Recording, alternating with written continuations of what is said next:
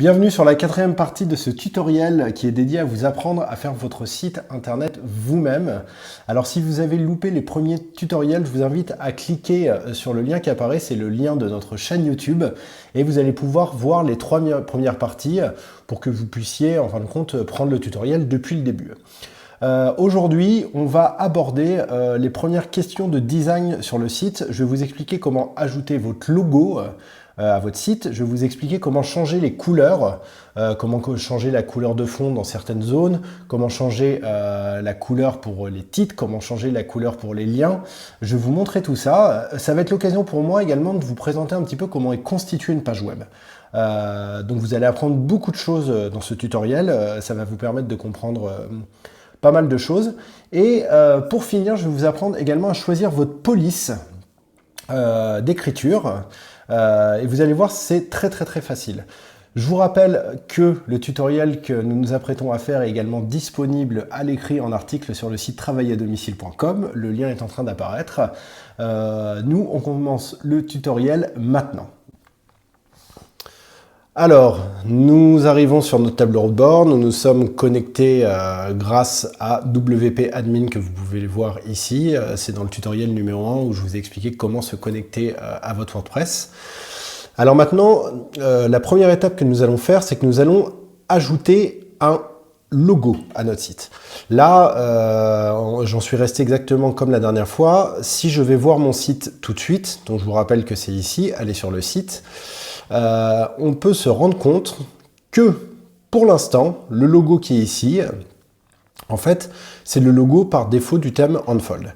Moi, je vais le changer par mon logo et vous allez le changer par le logo à vous. Donc, si vous avez une entreprise, c'est le logo de votre entreprise. Et si vous avez une offre, c'est un logo qui correspond à votre offre. Ou ça peut être simplement un logo dans une bonne police d'écriture où écrit votre nom, si vous travaillez en nom propre. Donc, je retourne sur le tableau de bord. Et là, je vais sur Unfold à gauche, je clique, et en cliquant, j'arrive sur le premier onglet Options du thème. Je reste sur cet onglet-là, voilà, et c'est là où nous avions défini notre page d'accueil. Vous vous souvenez, ça, on y reviendra plus tard, c'est l'histoire du blog. Maintenant, je vais ajouter un logo. Alors ici, il est marqué qu'il est recommandé d'avoir un logo avec 340 pixels maximum en longueur et 156 pixels en hauteur. Voilà, c'est une recommandation, c'est pour qu'esthétiquement ce soit un petit peu plus beau. Alors pour ajouter votre logo en fait il est au format JPEG ou au format PNG, il est sur votre ordinateur. Vous n'avez plus qu'à le chercher en cliquant sur Upload. Ici, vous faites choisir des fichiers. Je vais chercher tout de suite mon logo. Donc moi, il est ici. Le logo est en train de s'importer. Ça y est, il est importé. On voit ici que la taille, il l'a mis en moyenne par défaut. Je vous engage à mettre toujours ici en taille originale lorsque vous importez une image dans WordPress. Vous cliquez sur Utiliser et là, votre logo a été importé dans le site internet. Maintenant, je vais vous apprendre à rajouter le favicon. Favicon, qu'est-ce que c'est qu'un favicon? En fait, c'est un peu comme l'avatar de votre site. Ça va être affiché ici. Alors là, pour l'instant, j'ai une petite bâche blanche. Ça va être affiché ici, à côté du titre de votre site. Alors, le titre du site, pour l'instant, ici, c'est Unfold WordPress. Mais je vais vous apprendre prochainement comment donner un titre pour votre site. C'est quand on fera un petit tutoriel sur le référencement et sur les balisages, sur toutes les bonnes habitudes à prendre pour avoir un bon référencement. Donc, on va remplacer cette petite image par notre propre petite image. Et là, je vous conseille de créer une image qui reprend peut-être votre logo, mais par contre en 80 pixels sur 80 pixels. Je fais Upload. Hop, je fais envoyer des fichiers ici pour pouvoir aller choisir mon fichier sur mon disque dur, sur mon ordinateur. Et là, je vais charger mon favicon. Donc vous voyez, moi j'ai pris les deux premières lettres de bonheur. Le fichier arrive, taille originale 80 sur 80, utiliser. Maintenant, pour sauver tout ça et pour aller voir si les changements ont été pris en compte, Je clique sur Save all change. Je vais sur WordPress, aller sur le site. Et voilà, mon logo est bien ajouté ici et vous pouvez vous rendre compte que mon favicon est ici. La petite page blanche a disparu et mon favicon est bien présent sur mon navigateur internet. Maintenant, je vais vous expliquer comment changer les couleurs de votre site. Vous allez voir, c'est très simple. Avant ça, j'en profite qu'on est encore sur la page d'accueil de votre site pour vous expliquer un peu de quoi est constitué votre site. Donc, nous voilà sur notre page. Donc, comme vous pouvez voir, notre logo a été pris en compte. Je vous explique rapidement. Cette zone, en fait, c'est ce qu'on appelle le header. Unfold appelle ça logo area. Donc c'est ici, en fin de compte, souvent qu'on a le menu principal, où on met notre logo, où on peut mettre également des informations comme notre numéro de téléphone ou une adresse mail. Ici, on a ce que Unfold appelle Alternate Content. Donc ça, on peut choisir de le mettre ou non. Je vais vous montrer ça dans un prochain tutoriel. Mais ici, en fait, on a le titre de la page, accueil, et ici, on a ce qu'on appelle un fil d'Ariane. Donc ça, c'est pareil, je vous expliquerai ce que c'est dans un futur tutoriel. Toute cette zone-là, c'est la zone content, mais elle est divisée en deux parties. Donc pour WordPress, ici, ça c'est la vraie zone content, c'est là où vous allez mettre votre texte, c'est là où va s'afficher votre article. C'est vraiment la partie active de votre site web, c'est là où on va avoir tout votre contenu. Et ici, c'est ce qu'on appelle le sidebar. Donc là, par défaut, on voit que WordPress nous a mis un moteur de recherche, les articles récents, commentaires récents. C'est toujours par défaut ce qui est mis par WordPress. Nous, je vous orienterai peut-être plutôt à mettre votre contact, peut-être publicité si vous avez suffisamment de trafic, un formulaire de contact, vous pouvez mettre une promo pour une offre. Voilà, c'est ce à quoi ça sert. Ici, nous avons cette zone qui s'appelle le footer. Et dans le footer, vous pouvez remettre un petit peu les mêmes infos que vous avez mis dans le sidebar, à savoir votre contact. Et ici, on a le socket, c'est le bas de page, et c'est ici que vous allez mettre le copyright de votre site et également un lien vers les mentions légales de votre site. C'est généralement ce qu'on fait. Donc là maintenant je vais retourner sur WordPress pour vous montrer comment changer les couleurs de votre site. Donc là on est sur le tableau de bord, je clique sur Unfold, voilà, et là je regarde l'onglet, je clique sur l'onglet style général et j'arrive sur une page où en descendant vous voyez j'ai un outil où je vais pouvoir changer les couleurs de mon site. On retrouve ici les zones que je viens de vous décrire, à savoir logo ARA, donc ça c'est l'endroit où on a le menu principal, le logo. Main Content, c'est là où on va avoir nos textes, c'est là où on va avoir le sidebar. Alternate Content, c'est cette zone qu'on choisit de mettre ou non avec le fil d'Ariane et avec le titre de la page. Le footer et le socket. Ici, j'y reviendrai plus tard. Moi, je vais retourner sur logo ARA, comme on vient de mettre le logo. Je vais continuer ici et je vais vous expliquer. Alors ici, on peut changer la couleur. Ça, c'est la couleur de fond. Donc là, elle est blanche. Moi, je vais la laisser blanche, mais imaginons, vous pouvez la faire passer en rose. Et vous voyez, là, j'ai un aperçu. Et si je sauvegarde, voilà, je sauvegarde. Je vais retourner dans WordPress pour voir. La couleur de fond est bien passée en rose. Donc voilà, moi je vais la remettre en blanc parce que pour l'instant j'ai envie de la laisser en blanc. Mais c'est pour vous montrer le principe. Donc, je vais dans style général pour revenir sur mon outil. Et elle, je la fais passer en blanc. Vous voyez, c'est très simple. Autre couleur de fond, ça va être la couleur de fond des passages, des appels à l'action, donc en fin de compte des boutons. Donc si vous voulez avoir un bouton par exemple légèrement grisé, par exemple comme ça, hop, vous changez et vous vous rendez compte que le bouton ici a changé de couleur. Ici, les couleurs primaires, en fait, ça va être la couleur de vos liens. Donc en fait, les liens dans un menu, ça va être la couleur des liens du menu, tout simplement dans le header. Donc là, moi je vais vouloir les faire passer en noir. Ils étaient en vert, je les fais passer en noir et hop, je me rends compte que les liens sont passés en noir. Ça, c'est la couleur de surbrillance de mes liens. Donc en fait, ça correspond à la couleur que va prendre votre lien quand vous passez la souris au-dessus sans cliquer du lien. Là, je vais légèrement le griser. Hop, et je me rends compte que sur l'aperçu, j'ai bien overhead, donc ça veut dire au passage au-dessus, en fait, le lien est grisé. Logo ARA couleur de la police, donc ça c'est la couleur de la police de votre texte principal.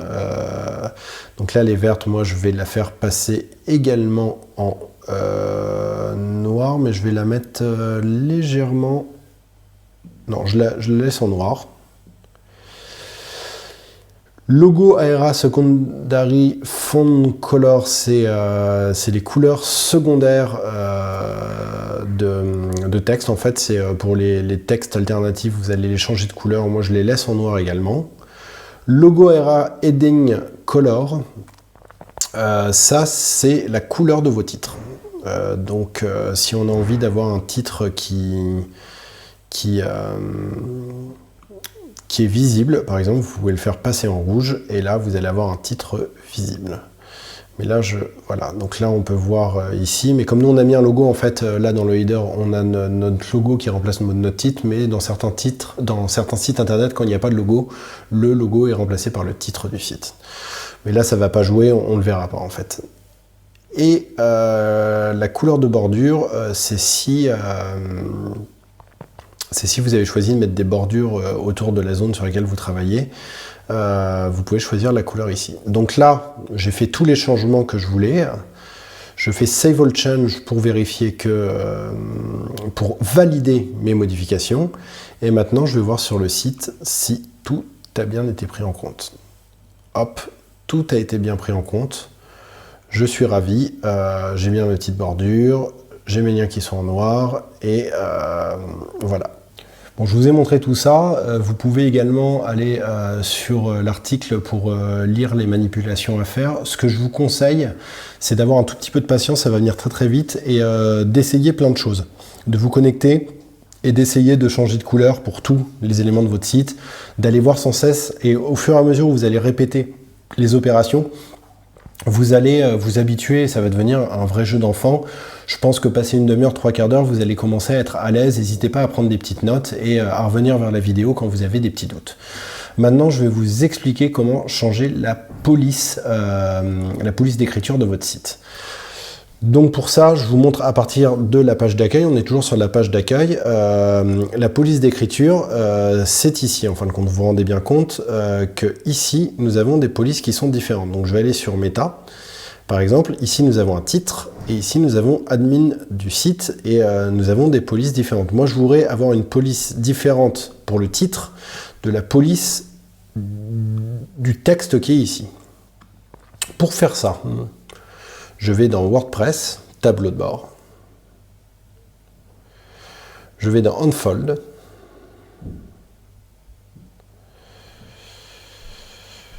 Je vais dans Style général.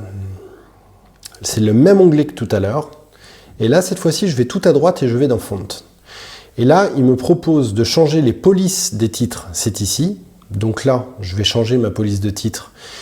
Pour vous montrer vraiment les changements, je vais prendre une police de titre qui est très très moche. Et là, une police de titre, par défaut, je vais mettre Open Sans. Voilà. Pour vous montrer. Je peux changer également, et mon texte, je peux le mettre en très très gros. Par exemple, je peux changer la taille de la police de mon texte ici. Donc là, je l'ai mis en très très gros pour que vous voyez les changements à l'écran. Donc là, j'ai changé tout, mon titre, mes textes et la taille de la police de mon texte.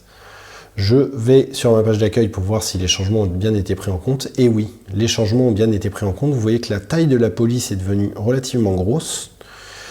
Vous voyez que la police de mes titres a changé. Et vous voyez bien ici que ma police de texte a changé également et elle est plus grosse. Maintenant, je vais faire une opération, c'est que j'aime vraiment pas trop, en fin de compte, la police de mon titre, et j'aimerais bien revenir à une taille un peu plus raisonnable pour mon texte. Je refais l'opération pour que vous voyez bien, je vais sur le tableau de bord, je clique sur Unfold, je vais sur Style général, je clique sur Font. Là, je change la police de mon titre, donc c'est ici la police de mon titre. Je vais aller sur Open 100 également, je vais garder la même police, moi pour mes deux...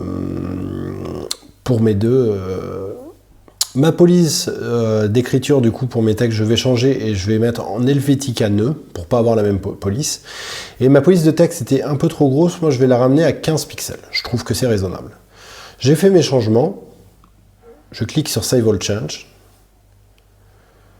Je clique sur Aller sur le site. Et là, ça y est, je suis revenu. Donc, j'ai changé ma police d'écriture sur mes titres. Et je vois que mon texte est revenu à une taille raisonnable. Alors, c'est comme pour le choix des couleurs. Je vous conseille de faire plusieurs tests, de prendre le temps de choisir votre police d'écriture, d'essayer peut-être toutes les polices d'écriture. Ça va vous faire répéter en fin de compte la manip plusieurs fois et ça va devenir pour vous un jeu d'enfant. C'est la fin de ce tutoriel. Alors comme vous pouvez le voir, là on a fait des choses quand même qui vont vous permettre d'avancer, qui vont vous permettre d'avoir une petite idée du design de votre site. Je vous recommande tout simplement de pratiquer, de vous amuser avec ce que je vous ai appris aujourd'hui et vous allez voir l'évolution, votre niveau va augmenter tout seul. S'il y a des choses qui restent floues, vous pouvez me poser vos questions en commentaire de l'article ou de la vidéo, j'y répondrai. Et si vous avez envie d'avancer vite et que vous coincez, vous pourrez prendre 1 heure de coaching avec moi. Et je vous apprendrai plein de choses et je prendrai également la main sur votre site internet pour régler les problèmes où vous n'avez pas réussi à avancer. Comme ça, vous ferez vraiment un bond en avant très très rapidement. Dans le prochain tutoriel, je vais vous montrer cette fois-ci comment personnaliser votre header. Donc là, on a rajouté simplement le logo, mais cette fois-ci, je vous montrerai comment placer le logo. Si vous voulez le mettre à droite, si vous voulez le mettre à gauche, si vous voulez lui donner un petit effet dynamique. De même pour le menu, je vais vous montrer comment le designer un petit peu pour le rendre beaucoup plus fun, on va dire, et professionnel. Et je vous montrerai également comment ajouter, par exemple, un numéro de téléphone et une adresse email. C'est quand même très très important d'avoir ces éléments très visibles pour vos visiteurs. N'hésitez pas à partager cette vidéo et cet article, ce tutoriel le plus possible. Et si vous ne l'avez pas déjà fait, n'hésitez pas à vous abonner à notre chaîne YouTube. Le lien est en train d'apparaître maintenant pour s'abonner à la chaîne. Il y a tous les tutoriels donc, qui sont destinés à vous apprendre à créer votre site internet vous-même, mais il y a également aussi plein de vidéos où je parle de compléments de revenus et d'entrepreneuriat, de petites techniques pour faciliter la vie, de gestion d'entreprise et de création de business. Je vous dis à un prochain tutoriel.